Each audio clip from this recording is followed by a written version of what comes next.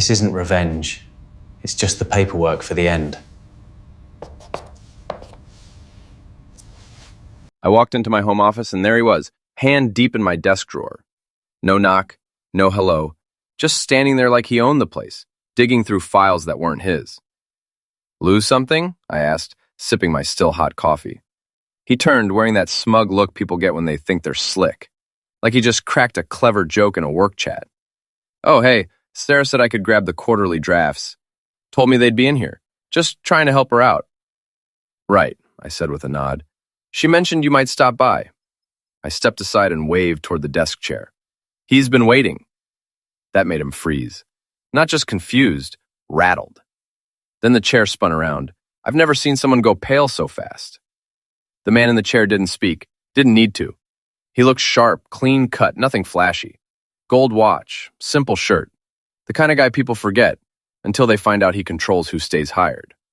For a second, I watched the younger guy's face shift, trying to figure out who this was, how deep the trouble ran, and what he'd just touched that he really shouldn't have. Sir? He croaked, then dropped his phone. It hit the floor hard, didn't even bounce. I wanted to laugh, but I let the silence hang. See, with office flings, people always think they're the stars of the story. They flirt, send memes at night, hide behind inside jokes and emojis. But someone's always watching. Logs don't lie. Slack can be subpoenaed, and HR sees everything. Most of you think you're too smart to get caught. You're not. Back to the visitor, he tried to talk, but the older man raised one finger, calm but firm. It shut him up. He leaned back, totally in control. When you pulled company data off our system, he said quietly, then came here to pick it up, under her orders? The kid's eyes darted, at me, at the printer, at the half-open drawer. I didn't know... Windshield. You didn't ask, I cut in. Because if you had, you'd know those files weren't what she told you. He blinked fast. I walked over and locked the door. Now I had his full attention. Funny thing, I said, walking by the bookshelf. You came into my home office, not a cubicle, not an email thread, my home. Because the woman sleeping in my bed told you it was fine. Did you even stop to wonder why now? Why paper files? The older man stared him down, like a predator watching prey run in circles. I didn't take anything, the guy said. Didn't copy a thing. You didn't have to, I said. She already did, weeks ago, through our Wi-Fi. Want the logs? The MAC addresses? He shook his head. It was hitting him now, not fear, but realization. This wasn't some jealous husband scene. This was a setup. And he wasn't a partner in it. He was bait, a piece of the plan. One I'd waited to use. And the man at the desk? His signature was still on the server locks. After today, so would this guy's digital trail. Let me rewind. It started simple. At 7:34 p.m., she texted, "Dinner with the girls," a wine emoji, a kiss. No names, no place, just symbols and vagueness. Like her excuse had already started drinking. I didn't answer right away, just stared at the screen, watching those 3 dots appear and disappear, like she was second-guessing the kiss. Finally, I wrote back, "Already home. We had company." Silence. That kind of silence that sits in your chest. Not just what she didn't say, but what she couldn't. She came home at 11:13. I was in the living room, lights low, fire on, book in hand, but I wasn't reading. Glass of scotch untouched. Her key hesitated in the lock. She walked in wearing a dress I'd never seen, one that screams, "Notice me," while pretending it doesn't. "Oh," she said, setting her purse down. "You're home early." She tried to sound surprised, not too much, not too little, just enough to make me doubt. I folded the page I wasn't reading. "Yeah, just in time. Your friend came by." Pause. Too long. "Friend?" I tipped my glass toward the office. Mid-30s, fancy shoes, bad liar. Said you sent him for drafts. She laughed, a stiff, fake one. The kind that waits to see if you're joking. "Oh my God, Ryan. He was just helping." "Sure," I said. "He left his phone. He'll need it Monday, at corporate." Time froze. Her face didn't fall right away. It twitched, like something inside had been pulled tight. That was the giveaway. Not fear, not shock. She knew exactly who had been in that chair. The color faded from her face. She tried to play it off. "You didn't say anything to him, did you?" Just what he already knew, I said, taking a sip of scotch. It burned this time. This is all just a mix-up, she said quickly. He must have been after the wrong file. Something we talked about at work, maybe. You sent him into my house, I said, calm but firm. He had his hand in my desk. Not a shared space, not a work laptop. My personal stuff. The same desk you swore you never touched. She crossed her arms, then dropped them again. You could see her mind racing, trying to find a way out. Why are you blowing this up? She snapped. He's just a coworker. You're overthinking it, like last time when you thought I was hiding something and you were wrong. I stood, not fast, not loud, just enough to shift the room. I think you know what this is, I said. And I think you're hoping I haven't figured out how long it's been going on. She started to speak, stopped, then changed her tone. Okay, maybe I should have said something. I just didn't think it mattered. Things have been off between us, and he actually listens when I talk. He gets the stress I'm under. There it was, the twist. I nodded like I understood. Sure, the same guy you text more than your own sister. The one who reacts to all your stories with fire emojis and kissy faces. The one you tell everything, except the part where he breaks into my office. That guy. She stared at her purse like it might disappear. I let the quiet stretch. You know what's wild? I said. He didn't even pause, walked in like he had the right, like you promised him something, access, trust, or both. Her lip twitched. This time it was guilt. I didn't think he'd actually go, she whispered. It was just a joke. I took another drink. Next time, pick smarter puppets. Then I turned the page of my book, not reading it, just moving forward. Words weren't needed anymore. This trap wasn't about catching them. It was about seeing what they'd do once they realized they were already caught. Let me tell you how it all started, because the setup was key. It began with something small, a headline I couldn't forget, a bland press note. Interim CEO named at Dunlin Pharma after sudden exit. Dunlin, her company. Well, ours if you go back far enough. I helped build it years ago, left before the IPO, before it got big and bloated. She joined after I left. To her, I was just some tech guy from the startup days.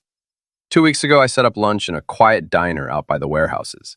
No suits, no big shots, just greasy tables, old mugs, and the best turkey melt in town.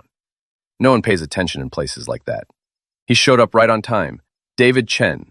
Never flashy, never loud. HR types always miss what he is, until he fires them. We worked side by side when the company was 5 people. Now he's the interim CEO. But make no mistake, he's not filling in. He's cleaning house. We didn't hug, just nodded. He sat down and said, "So, what are we looking at?" I slid a folder across the table. It held logs, timestamps, and VPN activity. Stuff routed through our home IP. Not hers. Ours. He read through it all, calm.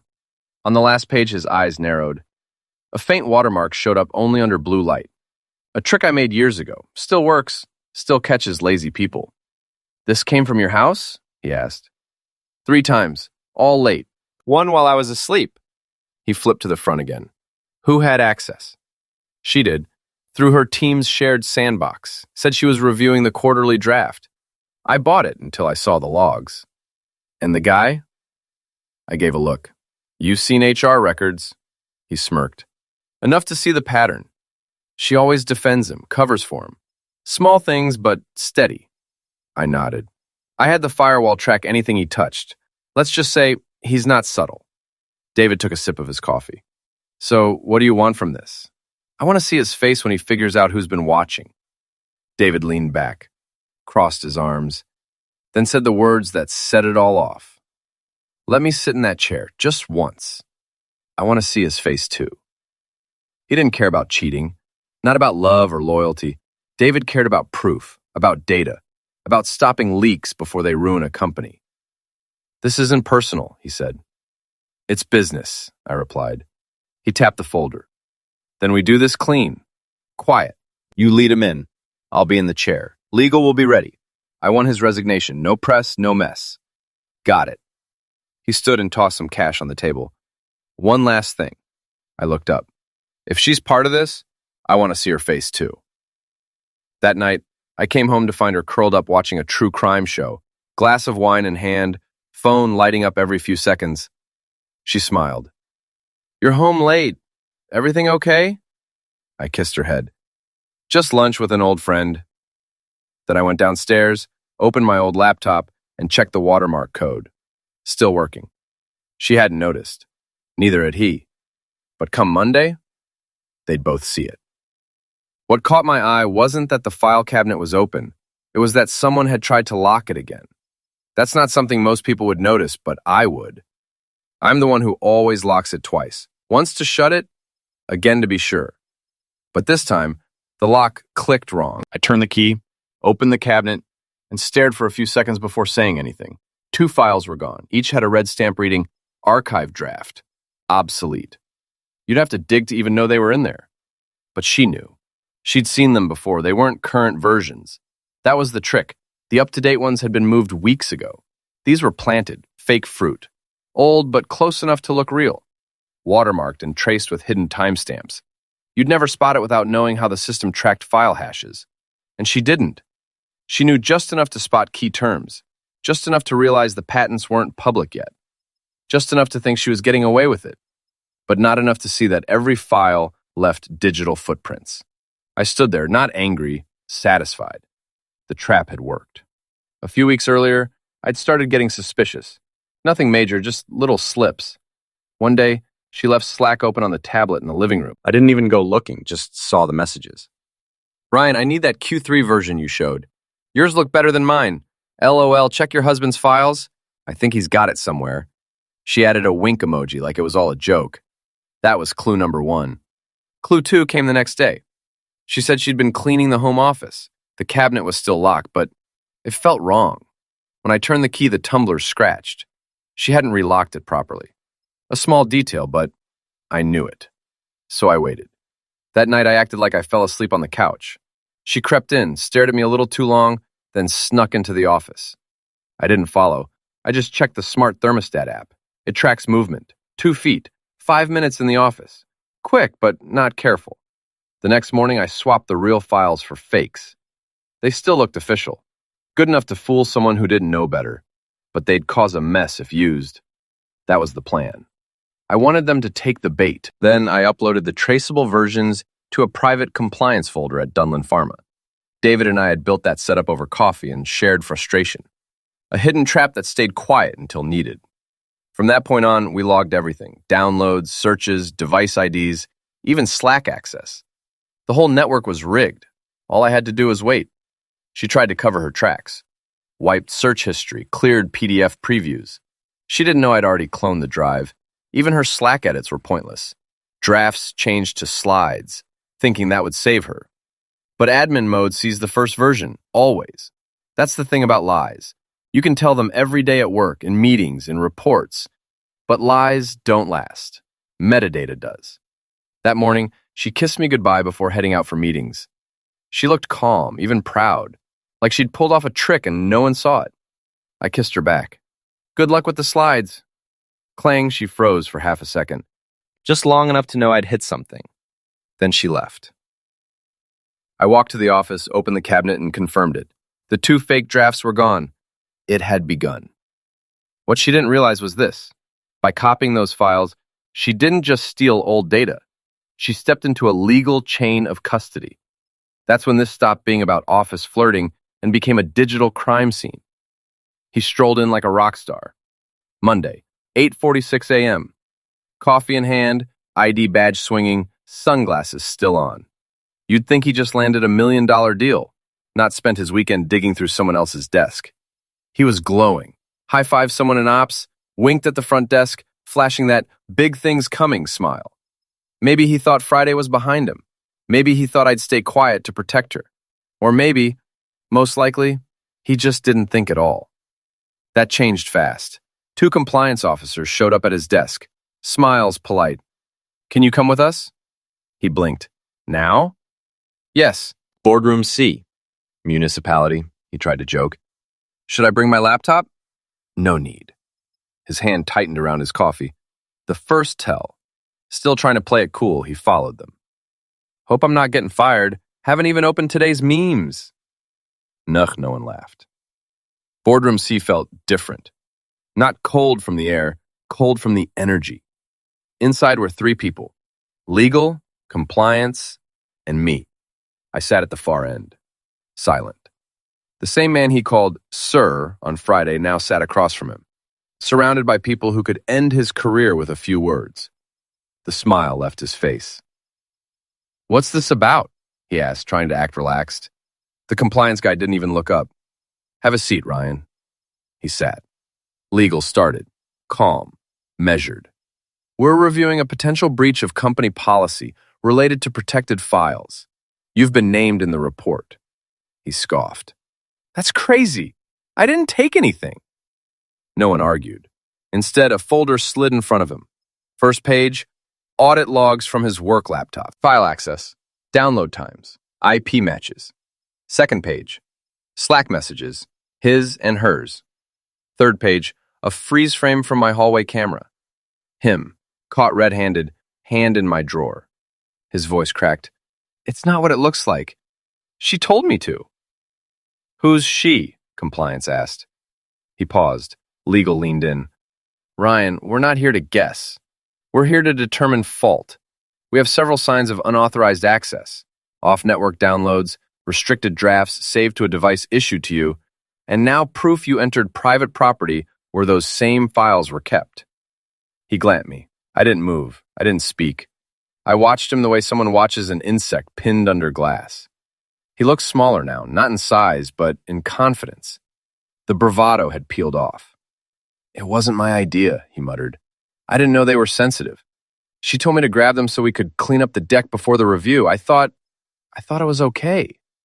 "She your lawyer," Legal said calmly. "And directors can't bypass compliance rules, especially not for IP marked as restricted."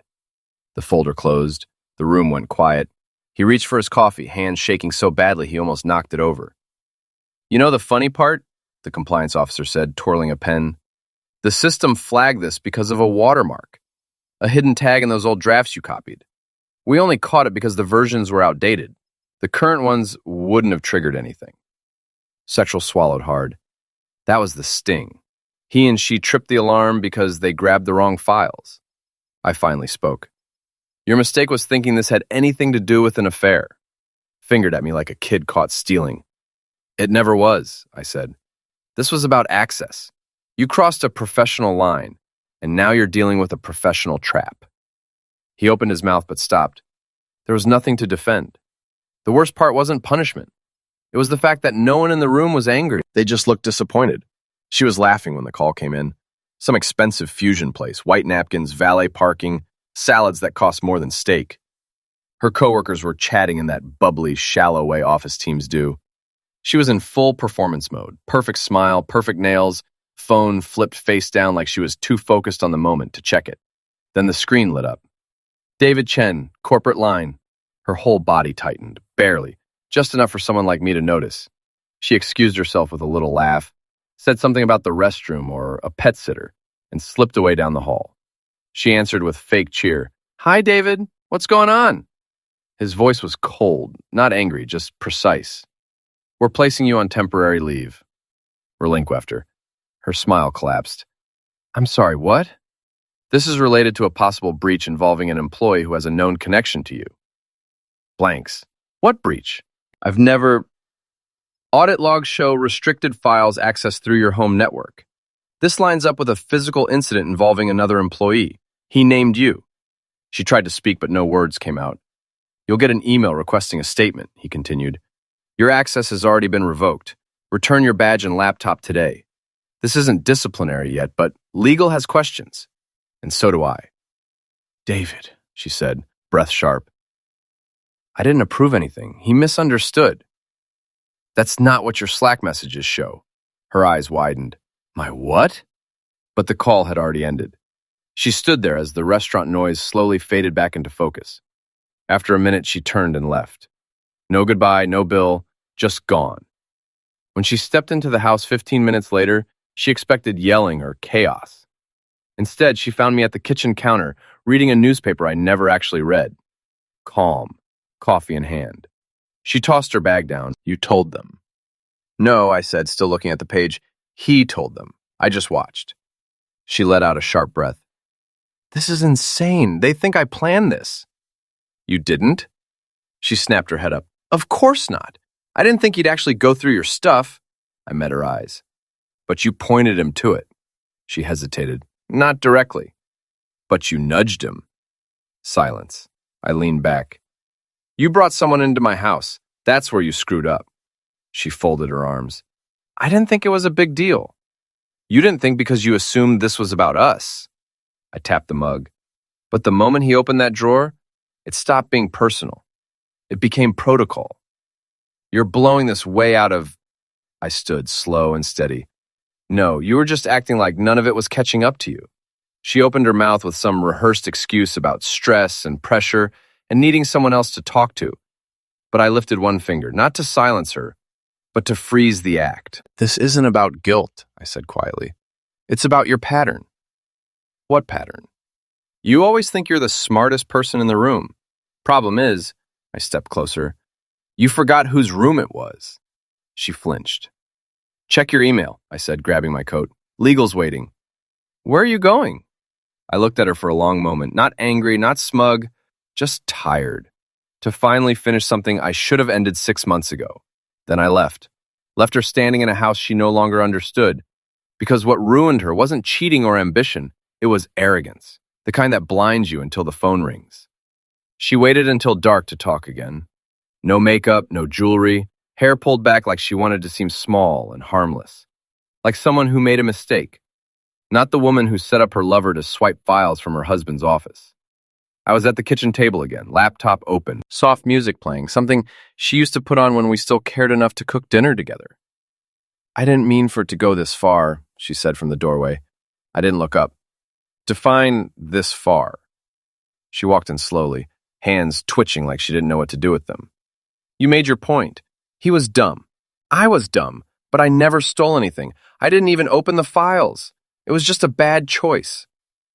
Burning toast is a bad choice, I said, still typing. This was planned. You just didn't think anyone else would be planning too. She sat across from me, searching for the man who used to bring her comfort, the one who left little notes in her lunch and made soup when she didn't feel well. But that version of me had faded quietly, like an app update. You don't notice the change until everything feels different. I didn't know I was doing anything wrong, she said. It's our home. Your work stuff is all over. Half of it's out in the open. Those weren't the files that triggered the clause. She blinked. What clause? Now I looked at her. I pulled a document from the folder beside me, slid it across the table, and turned it so she could read it. A page and a half. Big, bold letters at the top. Section 14B, Contingency Clause. IP use and breach of marital trust. Dated 6 months back. She stared at it, then at me. What is this? I laced my fingers together. Remember the prenup change last fall? After we sold the equity? You said it was just about the tax changes. It was, kind of. But you pushed for it. Wanted it to be fair if one of us broke trust. Your words. She hovered her fingers over the paper. I signed this? Stamped, witnessed, fully valid. I didn't read all of it. We were in a hurry. I raised a brow. You always read everything. Except, I guess, the one thing made to protect us both from something like this. She skimmed the text now. Her face changed with every line. If Party B accesses, shares, or directs access to confidential material owned by Party A, all shared assets will be frozen in a trust account pending arbitration. She looked up, stunned. You're locking everything down. Our assets? I'm not freezing anything. You pulled the trigger. She let out a breath. So that's it? You just push a button and end it all? Over one bad call? Over a favor I shouldn't have done? I leaned forward slightly. You didn't just make a bad call. You planned it. You involved someone else. You gave him access to my office. You used shared trust for private gain. On paper, that's not a mistake. It's intent. She shook her head, scared now. I didn't think it would go this far. I thought we were still okay. I almost smiled. You thought we were okay because I didn't react. Because I stayed quiet. But silence doesn't mean peace. It means planning. She jumped up, the chair scraping loudly. I'm not letting you wipe out our life over a bunch of files. You already did, I said flatly. You just didn't see it happen. She stared at the paper, her name at the bottom. This is crazy. We're married. You can't just... I stood too, slower, steadier. I can, and I did. The moment you used our marriage to impress your golden boy, you turned this into business. So I'm handling it like business. She started crying. Not fake, not loud, just broken. The kind of cry you hear when someone finally understands it's over. This wasn't the argument, it was the final ruling. I walked past her without a word, leaving the paper behind. Her sobs weren't angry, they were small, trapped. From this point forward, she wasn't speaking to her husband anymore. She was talking to legal. There's a strange stillness that takes over a corporate office when something serious happens. Not the buzz of missed goals or late launches. This is colder, tighter, like the air's been vacuum sealed. By Tuesday, it spread fast. First, calendar meetings disappeared, no explanation. Weekly check-ins gone, one-on-ones canceled. Then came the whispered questions in the halls. Did you hear anything official? They had, just not from anyone who would tell them more. At noon, the memo went out. Internal review, security and IP protocols. Unwilling, legal, carefully worded, no names, no blame, just clear consequences. Due to recent activity involving document access and IP tracking irregularities, a full compliance review has started. This is not an accusation, but all teams are now under audit procedures. Do not discuss these matters outside of the assigned review team. Grandchildren just like that, the story was out of her hands. She wouldn't get to explain her side. The PR team started crafting the usual standby. We value integrity. They always say that. It's like the corporate version of thoughts and prayers. Later that day, David stood in front of the exec board, calm, sharp. Early findings suggest that protected data was breached through non-secure home access. While details are still being confirmed, one employee has resigned. Another is on unpaid leave pending inquiry. He didn't say names. He didn't need to. Everyone knew who he meant. That night, Ryan's name vanished from Slack. All posts archived. LinkedIn, deactivated. No goodbye email, just silence. And her? Her name wasn't mentioned. Not once. Not in the memo, not in the meeting, not in the break room, where no one made eye contact anymore. Her badge no longer opened the top floor doors. Her laptop had already been wiped and packed up by IT. She didn't even get to ask for more time. When she tried logging in from her phone, all she found was one notice. Your credentials have been flagged in a routine audit. Schedule a formal interview within 72 hours. Nabel. No greeting, no details, just a timestamp. And compliance. The hardest part for her wasn't the fallout. It was realizing it wasn't personal anymore. It wasn't about a wife lying to her husband or a coworker sneaking where he shouldn't. It had become a matter of logs, timestamps, policies. Her choices weren't just mistakes now. They were entered into a system as a case file. She texted that night, "We need to talk, please, just us." I didn't answer. She called twice. I let them ring. Across town, I sat in a quiet bar with David. We sipped bourbon while a news ticker scrolled across the TV above the shelves. Dunlin Pharma launches internal security review after reported data leak. David gave a small, humorless laugh. "Well," he said, "that should clear her out of the professional world for a while." "She did it to herself," I said as I drained my glass. He shrugged. "Still a waste. She had skill. She used it trying to impress a guy who thinks Control-C is a strategy." We didn't toast. We didn't need to. Back home, she sat alone in the dark. The house felt foreign to her now. She had crossed a line she couldn't trace back from because it didn't matter how much she knew. What mattered was how trackable it all was. And now the system was tracking her. She showed up to mediation wearing a stiff blazer and a smile that looked ready to crack. It took place in a neutral conference room at a small downtown law firm. No courtroom, no press, just a round table and a pitcher of water. She brought a lawyer, young, sharp, overly sure this could still be saved. The lawyer kept calling everything an unfortunate mix-up. Slashing no attorney, I brought a document and silence. "Look," she said, eyes jumping between me and the folder. "I know this got out of hand. I know I handled things badly. But dragging this into court won't help either of us. No filings, no public mess. We walk away clean." Discontent, she leaned closer, trying to sound reasonable. No hit to your reputation. No hit to mine. We both sign a mutual release. No claims. No drama. We keep this private. Her lawyer nodded.